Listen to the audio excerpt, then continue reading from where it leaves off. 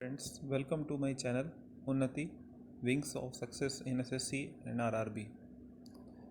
As we all know कि current affairs का एक इम्पॉर्टेंट रोल रहता है जितने भी एग्ज़ाम्स रहे, चाहे एसएससी हो, चाहे आरआरबी हो, चाहे एनी अदर कम्पिटिटिव एग्ज़ाम हो। करंट अफेयर्स एक इम्पॉर्टेंट सेक्शन होता है जो कि हमें ट्यून इन अगर हम रहेंगे अगर करंट अफेयर्स में कि क्या हो रहा है क्या नहीं हो रहा है, then only we can crack this section of current affairs. So first of all I would like कि आप लोग मेरे इस चैनल को लाइक करें, सब्सक्राइब करें और रिकमेंड करें अपने दोस्तों के लिए, ताकि सब लोग ये टेक्निकल नॉलेज जो भी इस चैनल के माध्यम से हम आप लोगों को कन्वे करेंगे, that should carry on forward. So let's start with so first of all the first important piece of information जो हमारे पास अभी है, जो हमने अभी इसको इकट्ठी करी है, वो है नेशनल माइग्रेंट इंफॉर्मेशन सिस्टम से रिलेटेड। ये क्या है कि अभी आप देख रहे होंगे न्यूज़ चैनल्स पे कि बहुत सारे जो प्रवासी मज़दूर हैं उनका पलायन हो रहा है, और उसकी वजह से जो कोरोना का और भी ज़्यादा प्रसार होने का या जो स्थिति बनी हुई है उसके एड्रेस करते हुए ये नेशनल माइग्रेट इंफॉर्मेशन सिस्टम ये लॉन्च किया है, ये नेशनल डिज़ास्टर मैनेजमेंट अथॉरिटी ने। तो हमें ये इसमें समझना है कि ये किस लिए लॉन्च किया गया है। तो ये जैसे सेकंड पॉइंट है इसका, ये it seeks to capture the information regarding the movement of migrants.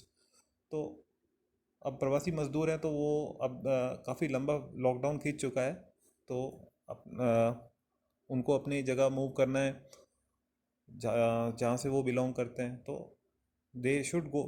तो अब उसके लिए क्या है कि उनकी इन्फॉर्मेशन भी रखनी ज़रूरी हो गई कि वो जाएंगे तो वो किससे मिलते हैं, कहाँ जा रहे हैं। और इससे क्या होगा कि एक अगर वो चेन भी, अगर मानो किसी कोई उसमें से कोई इन्फेक्टेड पर्सन भी अगर निकला, तो how to detect that chain, तो ये ज़रूरी था। तो इसलिए इन्होंने इसमें एक रिपोजिटरी जो है एक इंट्रोड्यूस करी है कि there would be a register that will maintain और इंटर स्टेट कम्युनिकेशन कोऑर्डिनेशन को फैसिलिटेट करेंगे। तो और इसके एडिशनल एडवांटेज तो ये है ही, जैसे हमने बताया कॉन्टैक्ट ट्रेसिंग। अगर मानो किसी एक को है तो साथ में कौन सा बैच था जो गया था वहाँ पे, उनमें से कौन कौन किसके कॉन्टैक्ट में आया, तो that will be easy to detect. And state will also get an idea of कितने लोग वहाँ से जा रहे हैं, उनको जाना कहाँ पे, उनका गंतव्य क्या है, तो वो सब वो समझ पाएंगे। तो यहाँ पे जो इंपॉर्टेंट चीज़ है समझने वाली वो है नेशनल माइग्रेट इंफॉर्मेशन सिस्टम जो कि ये लॉन्च किया है। ये अगर अभी कोई करंट अफेयर्स पूछे जाएंगे तो that can be an helpful for cracking this. Now second now the second important piece of information is the iron manganese based alloys. इसमें क्या है कि पहले जैसे हम देखते थे कि कोई फ्रैक्चर वगैरह बोन्स होती थी, तो आयरन के या कोई दूसरे एलॉयज़ के जो है ना वो जॉइंट्स यूज़ किए जाते थे। तो वो क्या होता था कि उनको टाइम टू टाइम उनको रिप्लेसमेंट के लिए, जैसे 1 ईयर, 1.5 मंथ्स, 1.5 ईयर्स के बाद उनको रिप्लेस करने की ज़रूरत पड़ती थी। या फिर उनको अगर नहीं रिप्लेस किया तो दैट विल बी मतलब टॉक्सिन्स के जैसे हो जाते थे वो, and they cause further diseases. So तो एक ये नई टेक्नोलॉजी अभी साइंस एंड टेक्नोलॉजी के उसमें सेक्शन में ये नया इंट्रोड्यूस हुआ है। आयरन मैंगनीज बेस्ड एलॉयज़ के ऊपर रिसर्च चल रहा है। इसे कौन कर रहा है?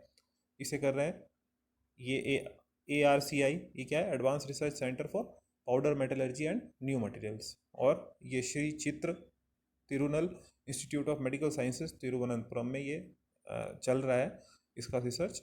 और ये बहुत जल्दी मतलब ये कमर्शियल, इसका कमर्शलाइजेशन भी होगा, जिससे क्या होगा कि हम लोग सभी के लिए प्रॉफिट है ये।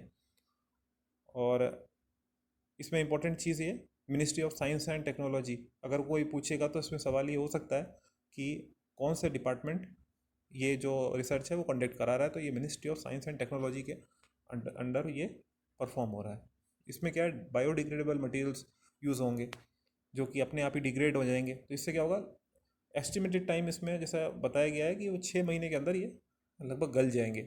तो इससे क्या होगा, ये बॉडी पे कोई इफेक्ट नहीं आएगा, आराम से इनको रिप्लेस किया जा सकता है और अच्छा ये काम हो जाएगा। तो सच मेडिकल इम्प्लांट्स देखिए, जो पुराने यूज़ किया जाता है इसमें देखिए लिखा है सिस्टम टॉक्सिसिटी, क्रॉनिक इन्फ्लेमेशन और थ्रोम्बोसिस, ये सारे प्रॉब्लम्स होती थी पहले जो जॉइंट्स में इस्तेमाल होते थे, पार्ट्स जो यूज़ होते थे आयरन के या स्टील जो भी एलॉयज़ यूज़ होते थे पहले। अब ये आयरन मैग्नीज के इंट्रोड्यूस होने के बाद ये क्योंकि बायोडिग्रेडेबल है इसलिए ऐसा कोई साइड इफ़ेक्ट्स नहीं होंगे सिस्टम पे। Now let's move forward. अब ये है बीपीडीएस और पोमेड के बारे में। क्या चीज़ है ये क्या है? Power battery powered disinfectant sprayer, B P D S. ये किस लिए इंट्रोड्यूस किया गया है? ये इंट्रोड्यूस इसलिए किया गया है क्योंकि हमने देखा है कि हम अभी आज की डेट में अगर हम हॉस्पिटल जाएं तो that itself is a corona hotspot. क्यों? क्योंकि डिफरेंट पीपल वहाँ पे विजिट करते हैं और वो बहुत सारी चीज़ें टच करते हैं, जैसे चाहे हैंडल्स हो गए, है ना, हम स्टेयर्स पे जा रहे हैं तो स्टेयर्स को भी साइड से वो रेलिंग पकड़ रहे हैं तो वो भी क्या है, वो सब उसमें भी इंसेक्ट्स या जर्म्स हो सकते हैं, वायरसेस हो सकते हैं, डोर नॉब्स, टेबल्स, हैंडल्स। तो इनको क्या है कि डिसइंफेक्ट करने के लिए ये इन्होंने इंट्रोड्यूस किया है। किसने? CSIR साइंटिस्ट ने, central mechanical engineering research institute Durgapur के। तो ये भी एक इम्पॉर्टेंट चीज़ है आज की डेट में, अगर कोई पूछना चाहे तो ये इम्पॉर्टेंट एक पीस ऑफ इंफॉर्मेशन हो सकती है। Now next move forward.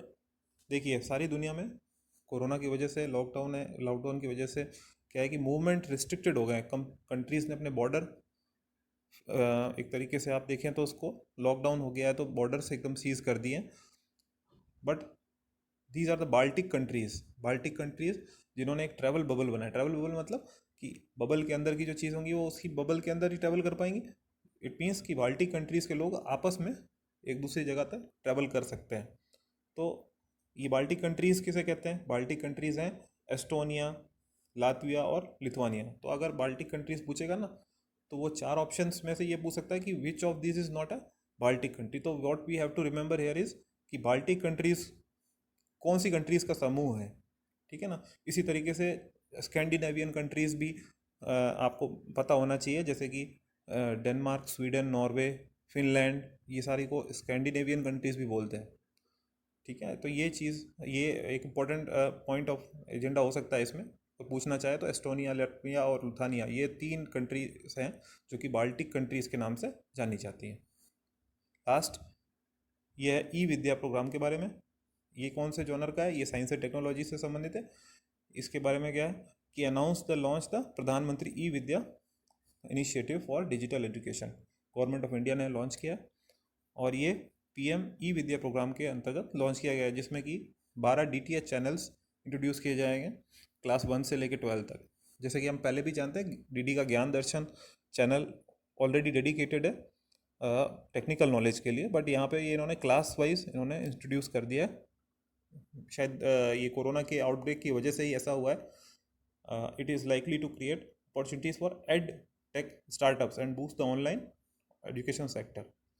और देखिए आप इसमें टॉप 100 यूनिवर्सिटीज़ जो भारत की टॉप 100 यूनिवर्सिटीज़ हैं वो भी इसमें ऑनलाइन कोर्सेज स्टार्ट कर सकती हैं बाय 30 मई। और Swayam Prabha DTH channels have already been launch. ये गवर्नमेंट ऑफ इंडिया ऐसा कर रही है। हमने पहले भी अगर आपने करंट अफेयर्स में पढ़ा हो तो भारत ने दिशा प्लेटफॉर्म के थ्रू भी अपील की थी कि जितने भी टेक्निकल गुरुज हैं, जो भी मतलब नॉलेज सेक्टर से जो भी लोग जुड़े हुए हैं, वो भी उसमें अपने ऑनलाइन जो वीडियोस है वगैरह या जो भी एजुकेशनल मटेरियल है वो भी उसके थ्रू माध्यम से पोस्ट कर सकते हैं। So that is a good move by the Indian government.